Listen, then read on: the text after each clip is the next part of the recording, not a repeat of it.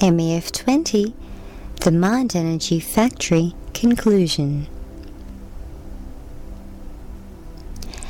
Our imagination is one of our most versatile and thorough learning tools. Using our imagination, we can learn about things that happen in spaces as far too small for us to visually see. Einstein affectionately described this meditative technique as performing thought experiments, and younger learners might know it simply as thinking like Dr. Quantum. The Mind Energy Factory is an oversimplified imaginative scenario which aims to provide us with a preliminary understanding of how our thoughts and attitudes control the production and refinement of our natural life energy, our mind energy.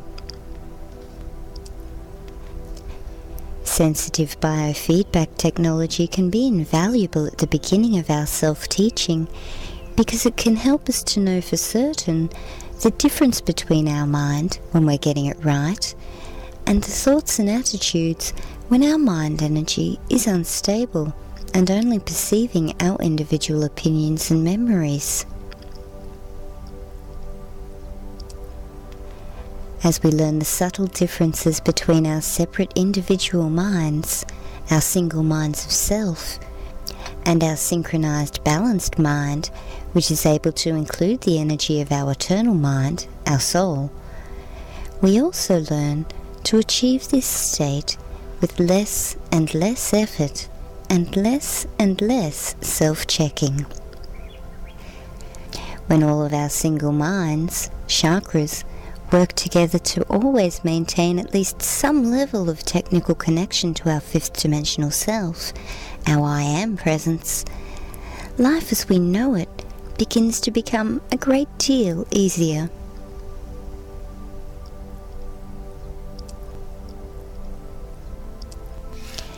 Many unanticipated questions have found their way to life energy philosophy in recent times. My hobby is to look at how mind energy technically works. Certain members of my family insist that I've truly done no more than found a novel way to state the obvious. Other people, however, seem to think I've developed some kind of new way to believe and even devote to. I like to think LEP quietly sits somewhere on the continuum between those two extreme descriptions. The most common theme of unanticipated questions posted to LEP has been judgment. Technically speaking, our human mind energy, once totally refined into subatomic white light, will either be able to connect to the higher realms of the universal internet, or it simply won't contain enough highly refined energy to connect appropriately at that moment. Since the natural white light connection is formed with vibrations of every thought we've ever made in our lifetime, I can see how a natural technical evaluation of our individual mind energy could indeed occur. Remember how the areas that influence the technical creation of our mind energy most strongly are intent, experience, and environment? Changes within the energy of our environment could certainly bring about some form of technical evaluation of our individual mind energy.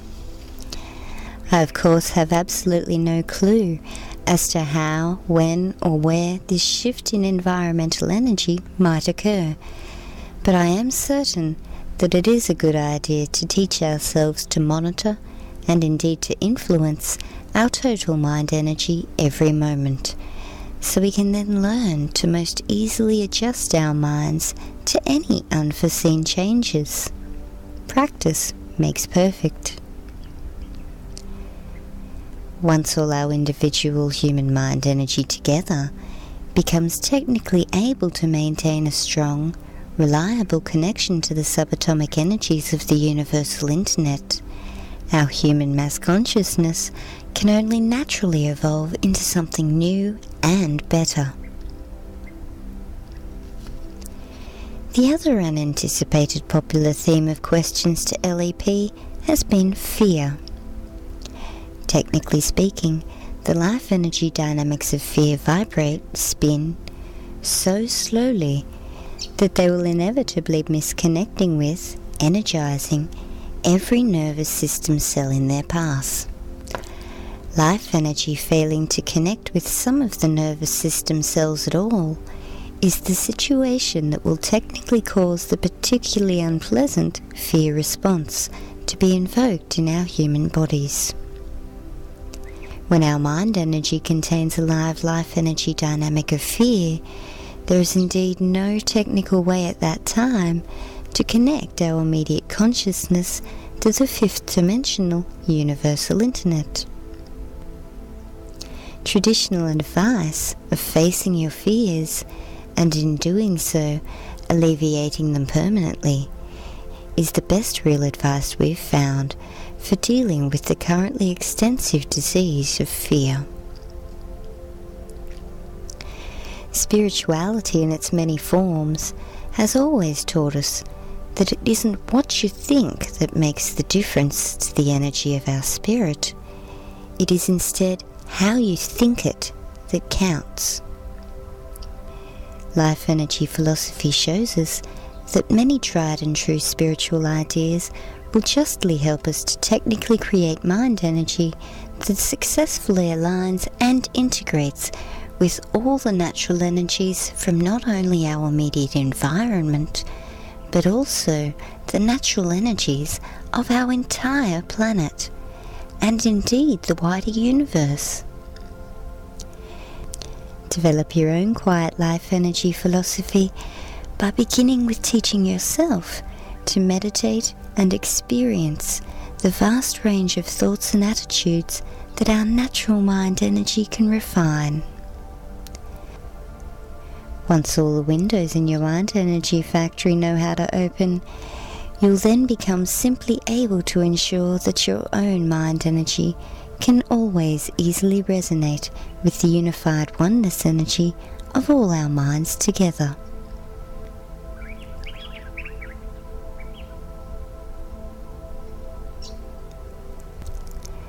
I would like to extend my sincerest gratitude to all the light workers of our world.